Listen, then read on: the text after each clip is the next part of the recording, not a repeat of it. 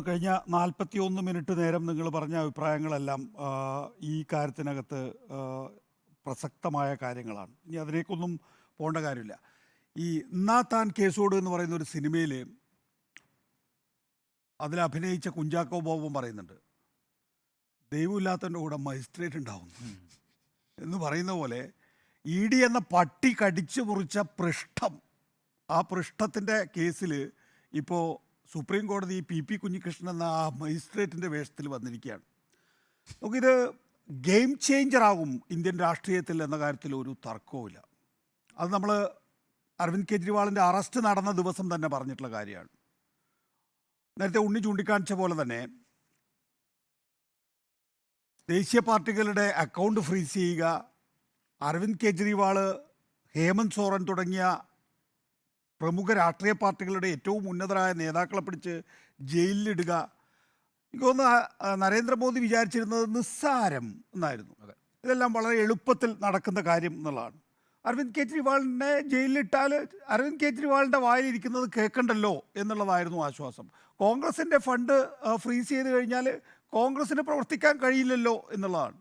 പക്ഷേ ഇന്ത്യയിലെ ജനാധിപത്യം വളരെ ഡൈനാമിക്കാണ് എന്ന് വളരെ കാലം രാഷ്ട്രീയത്തിൽ പരിചയമില്ലാത്ത നരേന്ദ്രമോദി തിരിച്ചറിഞ്ഞില്ല എന്നുള്ളതാണ്.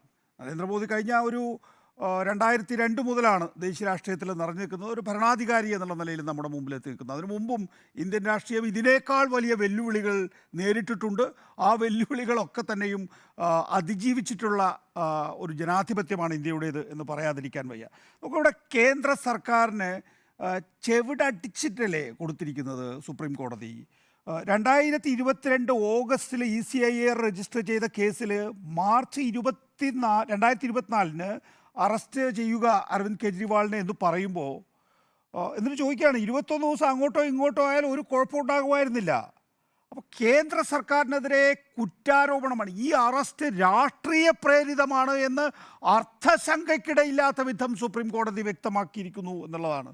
അപ്പോൾ ഇത് വെറും ഒരു അരവിന്ദ് കെജ്രിവാളിൻ്റെ ഒരു ഇടക്കാല ജാമ്യം മാത്രമല്ല, ഈ അറസ്റ്റ് കൃത്യമായ രാഷ്ട്രീയോദ്ദേശത്തോടു കൂടിയാണ് എന്ന് വിധി എഴുതിയിരിക്കുന്നു സുപ്രീം കോടതി എന്നുള്ളതാണ്. ശരിയാണ്, നേരത്തെ സ്മൃതി ചൂണ്ടിക്കാണിച്ചതുപോലെ തന്നെ അടുത്ത ആഴ്ച ഈ അറസ്റ്റ് നിയമവിരുദ്ധമാണ് എന്ന ഹർജി ഞങ്ങൾ ഫൈനലായി പരിശോധിക്കാൻ ശ്രമിക്കുമെന്ന് പറഞ്ഞിട്ടുണ്ട്. അതായത് നമ്മൾ കാണേണ്ടത് 2-ാം തീയതി അരവിന്ദ് കെജ്രിവാളിന് ജയിലിൽ തിരികെ പോകേണ്ടി വരും, അതിൽ സംശയമൊന്നുമില്ല.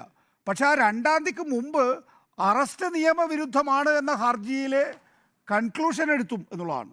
അതിനു മുമ്പ്, അതായത് അടുത്ത ആഴ്ച തന്നെ അക്കാര്യത്തിൽ ഒരു കൺക്ലൂഷൻ ഉണ്ടാക്കും എന്ന് പറയുമ്പോൾ അരവിന്ദ് കെജ്രിവാളിൻ്റെ ഇടക്കാല ജാമ്യത്തിന് അപ്പുറത്തേക്കുള്ള ഒരു സുപ്രീം കോടതിയുടെ ഇടപെടൽ ഉണ്ടാകുമെന്ന് നമുക്ക് സ്വാഭാവികമായിട്ടും ഈ പറയുന്ന അറസ്റ്റ് രാഷ്ട്രീയ പ്രേരിതമാണ് എന്ന് സുപ്രീം കോടതി പറഞ്ഞതുകൊണ്ട് കരുതാം എന്നാണ് കരുതുന്നത്. അത് സുപ്രീം കോടതിയുടെ കയ്യിലിരിക്കുന്ന കാര്യമാണെന്നുള്ളതാണ്. ഏതായാലും നരേന്ദ്രമോദിയുടെ ഒരു പൊളിറ്റിക്കൽ ഗെയിം, ഈ പ്രധാന പ്രതിപക്ഷ നേതാക്കളെ പിടിച്ച് ജയിലിലിടുക, ഫണ്ട് ഫ്രീസ് ചെയ്യുക, ഇതൊന്നും നടക്കാൻ പോകുന്നില്ല. ഇത് വെള്ളരിക്ക പട്ടണമല്ല എന്ന് സുപ്രീം കോടതി കൃത്യമായി ബോധ്യപ്പെടുത്തി കൊടുത്തിരിക്കുന്നു. SV രാജു ആയിക്കൊള്ളട്ടെ, SG തുഷാർ മേത്ത ആയിക്കൊള്ളട്ടെ, വലിയ നിലയിൽ അവരുടേതായിട്ടുള്ള ശ്രമങ്ങൾ നടത്തിയെങ്കിൽ പോലും സുപ്രീം കോടതി വളരെ നിശ്ചയദാർഢ്യത്തോടു കൂടി തന്നെ മുന്നോട്ട് പോയി എന്ന് നമുക്ക് കാണാവുന്നതാണ്. അതുകൊണ്ട് തന്നെ ഇതിനെ ടേണിംഗ് പോയിന്റ് എന്ന് വിളിക്കാവുന്നതാണ്.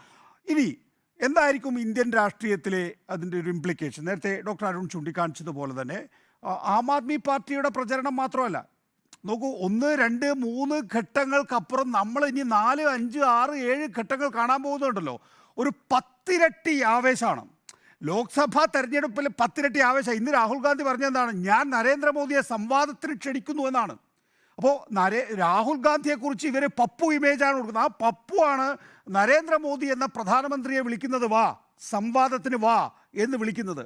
ആ നിലയിൽ ആവേശകരമായിരിക്കുന്നു. ഇനിയിപ്പോൾ നമ്മൾ ഡൽഹിയിലൊക്കെ കാണാൻ പോകുന്നത് എന്താണെന്നറിയാമോ? രാഹുൽ ഗാന്ധിയുടെയും അരവിന്ദ് കെജ്രിവാളിൻ്റെയും സംയുക്ത പ്രചരണമാണ്. ഇവർ രണ്ടുപേരും ഒരു സ്റ്റേജിൽ വരാൻ പോകുന്നു എന്നുള്ളതാണ്. ഇപ്പോൾ സാധാരണഗതിയിൽ അരവിന്ദ് കെജ്രിവാളിന് ഒരു രാഷ്ട്രീയ പ്രസക്തി എത്രയാണ്? ഡൽഹിയിലുണ്ട്, പഞ്ചാബിലുണ്ട്, വേണമെങ്കിൽ അദ്ദേഹത്തിന് ഹരിയാനയിൽ കൂടെ പ്രചരണത്തിന് പോകാം, പിന്നെ വേണമെങ്കിൽ മറ്റ് സംസ്ഥാനങ്ങളിൽ അദ്ദേഹം പോവും, പ്രചരണം നടത്തുമല്ലാതെ ഒരു ഇമ്പാക്റ്റും അതിനൊന്നും ഉണ്ടാക്കാൻ പോകുന്നില്ല.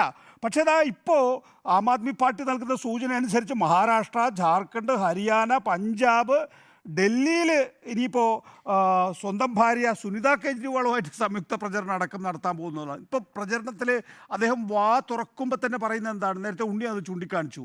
ഹനുമാൻജിയുടെ ക്ഷേത്രത്തിൽ പോയി ഞാൻ നാളെ 11 മണിക്ക് ദർശനം നടത്തുമെന്നുള്ളതാണ്.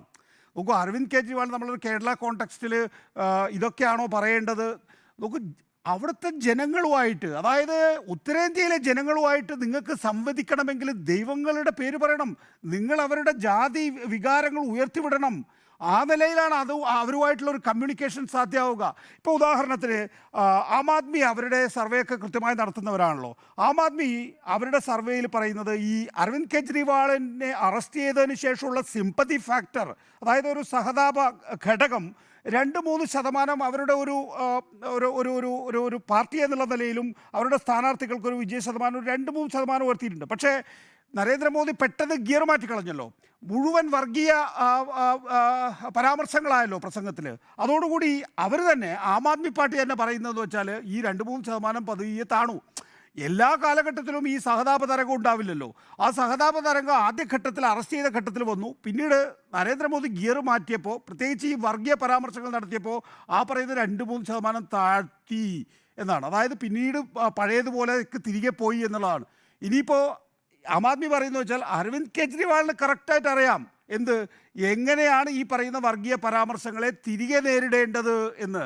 അപ്പോഴാണ് അരവിന്ദ് കെജ്രിവാൾ തിഹാർ ജയിലിൽ നിന്ന് ഇറങ്ങി വന്നിട്ട് പറയുന്നത് ഞാൻ നാളെ രാവിലെ 11 മണിക്ക് ഹനുമാൻ ക്ഷേത്രത്തിൽ പോകാൻ പോകുന്നുവെന്ന്. വളരെ കൃത്യമായി ബി ജെ പിയുടെ ടാക്ടിക്സ്, ബി ജെ പിയുടെ ഈ വർഗീയ വിഭജന നയം, അതിനെ നന്നായി പ്രതിരോധിക്കാൻ കഴിയുന്ന ഒരു രാഷ്ട്രീയ നേതാവാണ് അരവിന്ദ് കെജ്രിവാൾ. 2020 നമ്മൾ സി എയുടെ കാര്യത്തിൽ ശരിക്കും പറഞ്ഞാൽ ഒരു ദേശീയ പാർട്ടിയൊന്നും ചെയ്യാൻ പാടില്ലാത്ത പണിയാണ്. പക്ഷേ 2020 അരവിന്ദ് കെജ്രിവാളിനെ സംബന്ധിച്ചിടത്തോളം അദ്ദേഹത്തിൻ്റെ ക്രൂഷ്യലായിട്ടുള്ളൊരു നിയമസഭാ തെരഞ്ഞെടുപ്പ് വന്ന ഘട്ടത്തിലാണ് സി എ വന്നത്. സി എ വിഷയത്തിൽ തൊട്ടില്ല അരവിന്ദ് കെജ്രിവാൾ എന്ന് മാത്രമല്ല, ആ സമരത്തിൽ വലിയ നിലയിൽ ആക്രമണത്തിന് വിധേയമായിട്ടുള്ള ആളുകളുടെ സമരപ്പന്തൽ സന്ദർശിക്കാൻ പോലും തയ്യാറായിട്ടില്ല. പക്ഷേ വലിയ ഈ പറയുന്ന സി എ ഡൽഹിയിൽ ഒരു ഇമ്പാക്റ്റ് ഉണ്ടാക്കുന്നതിന് വേണ്ടിയിട്ടായിരുന്നു ബി ജെ പി കൊണ്ടുവന്നതെന്നുള്ളതുകൊണ്ട് അതിൽ തൊടാതെ പോവുകയും, അതൊക്കെ രാഷ്ട്രീയമാണോ എന്ന് ചോദിച്ചാൽ അതൊന്നും അല്ല രാഷ്ട്രീയമാവേണ്ടത്. പക്ഷേ അരവിന്ദ് കെജ്രിവാളിനെ സംബന്ധിച്ചിടത്തോളം ബി ജെ പിയെ എങ്ങനെ പ്രതിരോധിക്കണം ഉത്തരേന്ത്യയിൽ എന്നറിയാവുന്ന ഒരു നേതാവാണ്. അതുകൊണ്ട് തന്നെയാണ് അരവിന്ദ് കെജ്രിവാൾ ഇപ്പോൾ ഇറങ്ങി വന്നപ്പോൾ ഉടനെ ഹനുമാൻ സ്മരണ ഉയർത്തിയിട്ടുള്ളത് എന്നുള്ളതാണ് ഏറ്റവും പ്രധാനപ്പെട്ട മറ്റൊരു കാര്യം.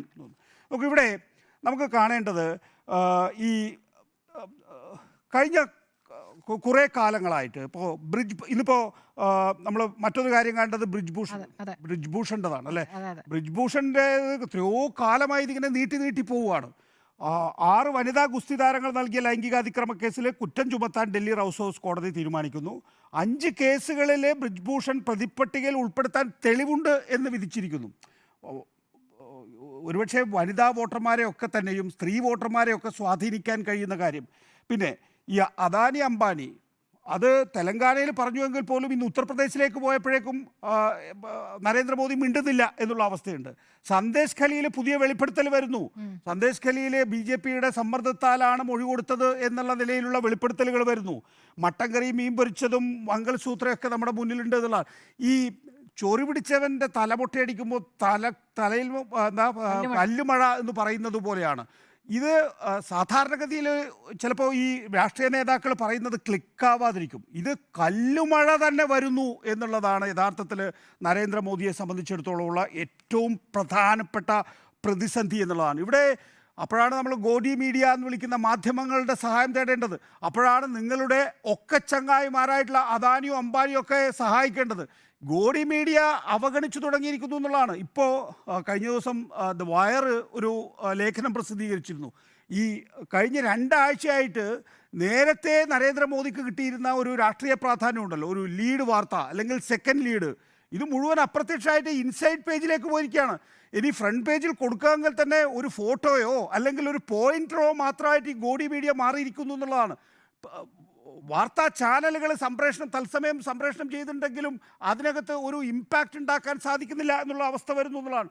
സുപ്രീം കോടതിയിൽ നിന്ന് തിരിച്ചടി ഉണ്ടാകുന്നത് ഈ സമീപകാലത്ത് നമ്മൾ കാണുന്നത് ഇപ്പോഴാണ്. അതുപോലെ തന്നെ ഈ എല്ലാ മേഖലകളിൽ നിന്നും നരേന്ദ്രമോദിക്കും ഈ BJPക്കും ഒരു റിവോൾട്ട് നേരിടേണ്ടി വരുന്നു എന്നുള്ളതാണ് ഏറ്റവും പ്രധാനപ്പെട്ട കാരണം. അതുകൊണ്ട് ഇന്നിപ്പോൾ രാഹുൽ ഗാന്ധി വെല്ലുവിളി നടത്തുക മാത്രമല്ല ചെയ്തിട്ടുള്ളത്, സംവാദത്തിന് വെല്ലുവിളി നടത്തുക മാത്രമല്ല ചെയ്തിരിക്കുന്നത്. എൻ്റെ ഗ്യാരണ്ടി നരേന്ദ്രമോദി ആയിരിക്കില്ല പ്രധാനമന്ത്രി എന്നുള്ളതാണ് എന്നാണ് രാഹുൽ ഗാന്ധി പറയുന്നത്. ഞാൻ മനസ്സിലാക്കുന്നത് ഇതിനകം തന്നെ അടുത്ത സർക്കാർ രൂപീകരിക്കുന്നതിന് വേണ്ടിയുള്ള പ്രാഥമിക ചർച്ച ഇന്ത്യ ബ്ലോക്ക് തുടങ്ങിക്കഴിഞ്ഞിരിക്കുന്നു എന്നുള്ളതാണ്. സീതാറാം യെച്ചൂരി കഴിഞ്ഞ ദിവസം സോണിയാഗാന്ധിയെ കണ്ടിരുന്നു എന്നാണ് ഞാൻ മനസ്സിലാക്കുന്നത്.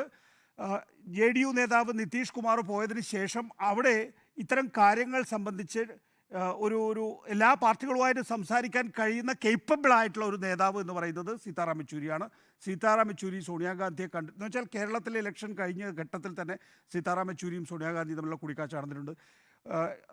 നമുക്കറിയില്ല ഇന്ത്യ ബ്ലോക്കിന് ഒരു കേവല ഭൂരിപക്ഷം നേടാനുള്ള സാധ്യതയൊക്കെ ഉണ്ടോ എന്നുള്ളത്.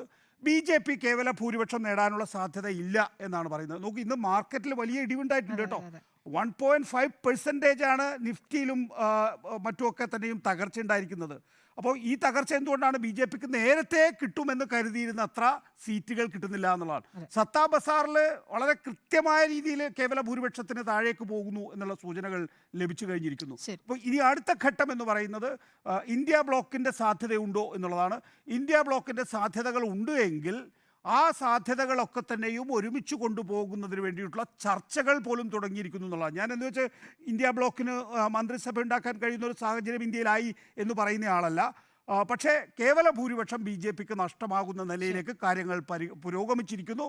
അതിൻ്റെ ഏറ്റവും വലിയ അതിലേക്ക് BJP എത്തിക്കുന്നതിൻ്റെ ഏറ്റവും വലിയ ഗെയിം ചേഞ്ചർ തന്നെയാണ് അരവിന്ദ് കെജ്രിവാളിൻ്റെ അറസ്റ്റ്. നമുക്ക് ചില സമയത്ത് തോന്നുന്ന ഒരു കുബുദ്ധി ഉണ്ടല്ലോ, പെട്ടെന്ന് എടുക്കുന്ന ഒരു തീരുമാനമുണ്ടല്ലോ, അതായിപ്പോയി അരവിന്ദ് കെജ്രിവാളിൻ്റെ അറസ്റ്റ്. അതിപ്പോൾ സുപ്രീം കോടതി പൊളിച്ചു കൊടുത്തതോടുകൂടി, ആ രാഷ്ട്രീയ ദുഷ്ടലാക്ക് സുപ്രീം കോടതി പൊളിച്ചു കൊടുത്തതിലൂടെ BJP ഒരു കാര്യം ഉറപ്പിച്ചിരിക്കുന്നു, കേവല ഭൂരിപക്ഷമില്ല എന്നുള്ള അവസ്ഥ.